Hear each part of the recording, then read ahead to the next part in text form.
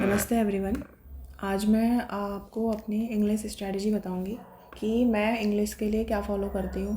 और जैसे कि मैंने आपको बताया कि मैं लास्ट ईयर से ही बैंकिंग एग्ज़ाम्स की प्रिपरेशन कर रही हूँ, तो मैं अपनी लास्ट ईयर से ही जर्नी बताऊंगी आपको और अब मैं क्या फ़ॉलो कर रही हूँ, मैंने अपने मार्क्स कैसे बढ़ाए हैं।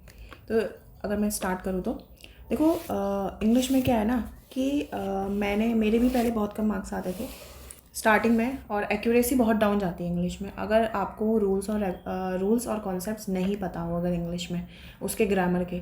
तो इसके लिए जैसे स्टार्टिंग में कोई भी बैंकिंग एस्पिरेंट है जो भी स्टार्ट करता है, तो वो सबसे पहले मतलब उन्हीं टीचर्स के पास जाता है ना जिनका मतलब जिनके ज़्यादा बच्चे वहाँ पढ़ रहे हैं, मतलब बहुत सारे बच्चे पढ़ रहे हैं। तो मैंने भी ऐसे ही किया था। मैं भी उन्हीं टीचर्स के पास गई थी जहाँ पर बहुत सारे बच्चे पढ़ रहे हैं, जहाँ से सिलेक्शन हो रहे हैं। तो अब ये होता है ना, हर स्टूडेंट का अपना अपना ओपिनियन होता है टीचर्स को लेकर के, उनसे उन्हें समझ में आ रहा है कि नहीं आ रहा है। तो मैंने भी वहीं से स्टार्टिंग की थी जहाँ सब बच्चे जा रहे थे इंग्लिश के लिए। लाइक मैं ऐसे नाम बता देती हूँ, मतलब मैं निमिषा मैम के पास पहले पढ़ती थी परफेक्शन क्लास, जैसे कि उनके अनअकैडमी पे होती थी। तो जो पहला वाला प्लेटफॉर्म है वहाँ वहाँ करती थी। लाइक उनके एडिटोरियल सेशंस भी मैंने बहुत किए हैं, रोज़ डेली करती थी, वोकैबलरी नोट करती थी। लाइक मेरे पास तो दो दो मतलब इतनी मोटी मोटी बुक कॉपियाँ भर चुकी हैं वोकैबलरी लिख लिख के, लेकिन आज तक मैं उसको रिवाइज़ नहीं कर पाई। मतलब वोकैबलरी में ऐसा होता है कि आप लिखते जाओ, आपकी मतलब वो नोटबुक भरते जाएगी, बट आप वो रिवाइज़ करने का टाइम ही नहीं मिलता है उसको, वो हम रिवाइज़ ही नहीं कर पाते। तो ऐसे करके तो मैंने अपनी 2 नोटबुक्स भर दी थी। उसके बाद मैं मतलब उन्हीं को फॉलो कर रही थी। परफेक्शन क्लास मैंने बहुत बार देखा है, कितने महीने या 1 साल भी बोलो, मैंने परफेक्शन क्लास को ही देखा। जब मैम दूसरे प्लेटफॉर्म में चले गई, वहाँ भी मैंने उनका कोर्स परचेज़ किया था, वहाँ भी मैं देख रही थी। बट मुझे इम्प्रूवमेंट दिख नहीं रहा था अपने, मतलब मैं मॉक टेस्ट दे रही थी बट मुझे कहीं इम्प्रूवमेंट दिख ही नहीं रहा था। मतलब मेरी एक्यूरेसी इतनी डाउन जा रही थी, जो भी क्वेश्चंस मैं अटेम्प्ट करने जा रही थी उनमें मुझे कन्फ्यूजन होता था। ऑप्शन में कौन सा ऑप्शन लगाऊँ, 2-3 ऑप्शन एक जैसे दिख रहे हैं, तो मैं तुक्का मारने की कोशिश करती थी। और हमेशा ऐसा, अगर कभी भी तुम ऐसा करोगे तो वो ऑफकोर्स एक्यूरेसी तो डाउन जाएगी ही जाएगी। तो मेरे साथ हमेशा ऐसे ही हो रहा है। मैं 1 साल से लगातार रीडिंग कर रही हूँ, एडिटोरियल पढ़ रही हूँ। मेरी इंग्लिश पता नहीं कहाँ, बोलते हैं ना रीडिंग करने से भी होता है, बट होता होगा कि बहुत सारे बच्चों का होता होगा, बट मेरा मेरा नहीं हो रहा था। एग्जैक्टली अगर रियल बताऊँ तो मेरा कुछ नहीं हो रहा था, मेरे मॉक टेस्ट में मार्क्स ही नहीं आ रहे थे उतने। तो फिर उसके बाद मैंने अपनी स्ट्रैटेजी चेंज की, मैंने अपने टीचर्स को स्विच किया। मैं अब जहाँ पढ़ती हूँ, और मैं मतलब मैंने निमिषा मैम से पढ़ा, उसके बाद अब मैं जहाँ पढ़ती हूँ तो मैं वहाँ अब लर्निंग कैप्सूल्स में वरुण सर है, उनसे मैं पढ़ती हूँ और मैं वहीं स्टिक हूँ। अभी मैं कहीं और इधर से उधर नहीं जा रही हूँ। एक टीचर्स को फॉलो करो जिसमें तुम बिलीव करते हो। तो मैं अभी स्विच कर दिया क्योंकि मुझे कोई इम्प्रूवमेंट अपने उसमें नहीं दिखा। बहुत सारे बच्चे हैं मैम से पढ़ के उन्होंने सिलेक्शन लिया है, उनकी वो मेंटल एबिलिटी उस लेवल तक है कि वो ले सकते हैं सिलेक्शन, बट मैं अपना बता रही हूँ, मेरा उससे कुछ नहीं हो रहा था। मेरे ना मार्क्स बढ़े थे और ना ही मेरे मतलब एक्यूरेसी ज़्यादा अच्छी हो रही थी। तो इसीलिए मैंने अपने टीचर स्विच करे हैं। तो मैं इंग्लिश का बता रही हूँ, तो अब मैं लर्निंग कैप्सूल्स में वरुण सर से पढ़ती हूँ। तो मैं उनसे पढ़ने के बाद मुझे ऐसा लगा मेरे अंदर इम्प्रूवमेंट आया है और मैं अपने मार्क्स और इंक्रीज़ करना स्टार्ट कर दिया है मैंने, और एक्यूरेसी भी मेरी सही हो रही है। तो मैं बताती हूँ कि इंग्लिश स्ट्रेटजी में आपको क्या करना चाहिए। आपको जो जैसा लगे, आपको जो टीचर आपको समझ में आ रहा है कि उनसे पढ़ के तुम्हारे मार्क्स बढ़ रहे हैं, मॉक टेस्ट में भी तुम्हारे अच्छे मार्क्स आ रहे हैं, तुम्हारे रियल एग्ज़ाम में भी अच्छे मार्क्स आ रहे हैं, तुम उसी पे मतलब उन्हीं पे स्टिक करो। और मैं बस ये बता रही हूँ कि आपको डेली क्या क्या करना चाहिए इंग्लिश के लिए। तो देखो, मैं जो करती हूँ इंग्लिश के लिए, अब मैं बता रही हूँ। मैं क्या है, सबसे पहले एडिटोरियल तो आपको देखना ही। देखो एडिटोरियल, देखो वोकैब के लिए आपको देखना ही पड़ेगा। अब मैं ये नहीं कह रही हूँ कि वोकैब लिखो पूरा एक रजिस्टर भर दो, एक कॉपियाँ भर दो, ऐसे नहीं। मैं पहले स्टार्टिंग में लिखती थी, बहुत सारे कॉपियाँ भी भर रखी मैंने वोकैबलरी लिख लिख के, लेकिन अब मैं कोई वोकैबलरी नहीं लिखती हूँ। मतलब मैं पिछले 1 साल से लिख रही हूँ, तो अब तो मुझे थोड़े बहुत याद भी हो चुके हैं। बहुत सारे वोकैब ऐसे हो चुके हैं जो मुझे लर्न हो चुके हैं, वो लिखते लिखते ही लर्न हो जाए। क्योंकि एडिटोरियल में क्या होता है ना, एडिटोरियल में वो जो वर्ड्स होते हैं वो रिपीट होते हैं बार बार, तो वो तुम्हें ऑटोमेटिकली लर्न हो जाते हैं। और पेपर में कोई ऐसे हाई फाई वाली वोकैब नहीं आती है, वही न्यूज़पेपर की जो एडिटोरियल की है वही आती है। और अगर आ भी गई मान लो तो एक या दो मैक्सिमम, इससे ज़्यादा कोई टफ़ ऐसी वोकैब नहीं आती जो मॉक टेस्ट वाले बहुत सारे बनाते हैं। मॉक टेस्ट वाले मॉक टेस्ट को टफ़ करने के लिए बहुत सारे गंदी गंदी वोकैब डालते हैं, ऐसा कुछ भी नहीं होता है।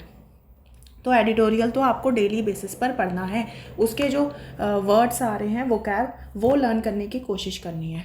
और ये साथ ही साथ आप वोकैबलरी को मॉक टेस्ट से भी लर्न कर सकते हो।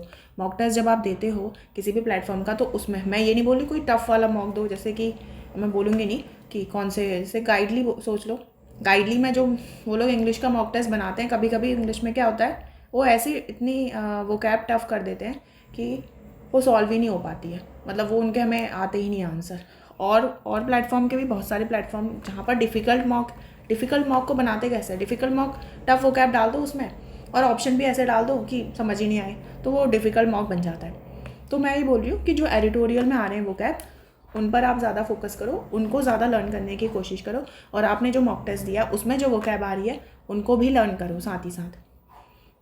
तो ये तो आपका वोकैबलरी का हो गया, और साथ ही साथ एडिटोरियल डेली बेसिस पे आपको करना है, ये हो गया। उसके बाद आपको, अगर मैं बात करूँ क्लासेस या फिर पेड या यूट्यूब, जिस भी आप टीचर से पढ़ रहे हो, अगर आपको लग रहा है वो सही है आपके लिए तो आप स्टिक करो, कहीं चेंज मत करो। तो मैं जो क्लासेस करती हूँ, मैंने बता दिया मैं कहाँ से क्लासेस करती हूँ। मैं उनकी यूट्यूब क्लासेस भी करती हूँ, पेड क्लासेस भी करती हूँ। और आपको किसी भी मॉक टेस्ट को सॉल्व करने के लिए आपको क्या पता, पहले से पता होना चाहिए रूल्स क्या हैं। अब जैसे रूल्स मार्केट में जैसे कि है कि 120 रूल्स ऑफ ग्रामर होते हैं, मैंने भी करे हैं, वो सारी लिखे हैं मैंने, बट मैंने कभी रिवाइज़ नहीं करा है। मैं लिटरली मैं उसे रिवाइज़ ही नहीं कर पाती हूँ। और रिवाइज़ होगा कैसे? मॉक टेस्ट में जब वो आएगा, वो रूल्स आएगा, तभी तो हम उसे रिवाइज़ कर पाएंगे मॉक टेस्ट के साथ साथ, कि मॉक टेस्ट में वो आ रहा है, वो हमें रूल्स रिवाइज़ हो रहे हैं। लेकिन इतने ज़्यादा नहीं होते हैं, कोई 2-3 हो जाते हैं, तो वो कभी दिमाग में वापस रिटेन नहीं कर पाते, हमें बार बार हमें उन्हें रिवाइज़ करना पड़ता है। तो ऐसा भी नहीं है। तो मैं सर जो भी पढ़ाते हैं, जहाँ से मैं पढ़ती हूँ, तो वहाँ से जो भी पढ़ाते हैं सर, तो वो क्या करते हैं क्लासेस के थ्रू, वो जितने भी उनके रूल्स एंड रेगुलेशन जो उन्होंने पढ़ाए हैं, रूल्स जो कॉन्सेप्ट उन्होंने सिखाए, जो स्कोप उन्होंने सिखाया है, वो बार बार रिपीट करते हैं, तो उनसे वो मुझे याद हो गए हैं। और सबसे ज़्यादा इम्पॉर्टेंट है पार्ट ऑफ स्पीच। ग्रामर में सबसे ज़्यादा इम्पॉर्टेंट पार्ट ऑफ स्पीच है। पार्ट ऑफ स्पीच बहुत इंपॉर्टेंट रोल प्ले करता है आपके जो मॉक टेस्ट है उसमें, फिल इन द ब्लैंक जो आते हैं उसमें भी, और बहुत सारी चीज़ों में, लाइक क्लोज टेस्ट में, बहुत सारी चीज़ों में करता है हेल्प पार्ट ऑफ स्पीच। आपको पता होना चाहिए कि कौन सा वर्ड नाउन है, वर्ब है, एडजेक्टिव है और एडवर्ब है, इससे बहुत हेल्प मिलती है। तो ये आपको पता होना चाहिए। आप जिस भी टीचर से पढ़े हो उनके पेड यूट्यूब स्टिक रहो और मॉक टेस्ट दो। मॉक टेस्ट में आपके मार्क्स आ रहे हैं, अच्छे बन रहे हैं, एक्यूरेसी बढ़ती जा रही है, एक्यूरेसी सही होती जा रही है, तो इसका मतलब वो टीचर आपके लिए सही है और आपका इम्प्रूवमेंट हो रहा है। मॉक टेस्ट को सॉल्व कैसे करते हैं?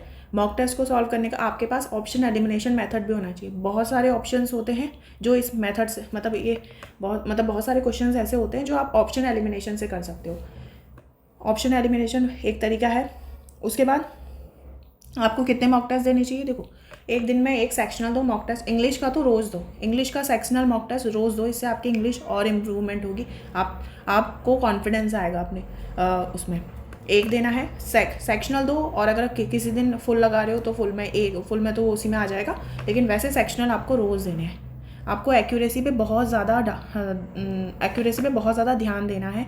आपकी एक्यूरेसी गिरनी नहीं चाहिए, मतलब आपको ऐसा नहीं लगना चाहिए आप कोई भी जो ऑप्शन टिक कर रहे हो उसमें आपको डाउट हो रहा है, आपको 100% कॉन्फिडेंस उसमें नहीं आ रहा है, तो वो फिर आपका डेफिनेटली गलत होगा ही होगा। तो और यही सेल्फ प्रैक्टिस भी इसी से हो जाएगी आपकी। सेल्फ प्रैक्टिस करने के लिए कोई अलग से क्वेश्चन करने की ज़रूरत नहीं है, मॉक टेस्ट से ही बहुत हो जाता है सेल्फ प्रैक्टिस। मॉक टेस्ट ही दो कितने सारे, उन्हीं से आपका सारे कॉन्सेप्ट रिवाइज हो जाएंगे उन्हीं से। क्लासेस करो, आप लाइव करते हो या फिर पेड में करते हो, लाइव करते हो या फिर आप बाद में करते हो, कभी भी करो, बट करो एटलीस्ट क्लासेस करो। क्लासेस से आपको कॉन्सेप्ट पता चलेंगे, फिर से वो आपको रिवाइज होंगे वाले कॉन्सेप्ट्स। ऐसे अलग से आपको बार बार मॉक टेस्ट ही सॉल्व करने से सारे कॉन्सेप्ट रिवाइज नहीं हो पाएंगे। क्लासेस भी करनी ज़रूरी है। जिस भी टीचर से करते हो करो क्लासेस, उनकी जो रूल्स जो कॉन्सेप्ट पढ़ा रहे हैं उनको भी पढ़ो, साथ में उनको इम्प्लीमेंट करके भी देखो कि मॉक टेस्ट में वो इम्प्लीमेंट हो रहा है या नहीं हो रहा है। तो यही है, आपको यही चीज़ फॉलो करनी है। आपको एडिटोरियल रोज़ करना है, वोकैबलरी पे ध्यान देना है, मॉक टेस्ट लगाने हैं रोज़, क्लासेस जो भी टीचर की करते हो पेड या यूट्यूब वो करो। तो ये 4 चीज़ों पे अगर आप स्टिक रहोगे ना, तो डेफिनेटली आपको इम्प्रूवमेंट दिखेगा। उसके लिए आपको अपने टीचर और अपने ऊपर देखना पड़ेगा कि आपको कौन सा टीचर आपको सूट कर रहा है और आपके कौन से टीचर से पढ़ के आपके मार्क्स इम्प्रूवमेंट हो रहा है। सो ये मेरा मैंने बता दिया। किसी यूज़र ने मुझसे पूछा था इंग्लिश स्ट्रेटजी आप बता दो करके अपनी, तो मैंने बता दी है। और अगर आपको ये हेल्पफुल लगती है तो अगर आप चाहो तो मैं और भी सब्जेक्ट जो क्वांट है, रीजनिंग, उनकी भी बता दूँगी। बस आप बता देना आपको कौन सी वीडियो चाहिए या कौन सी स्ट्रेटजी चाहिए। Thank you guys.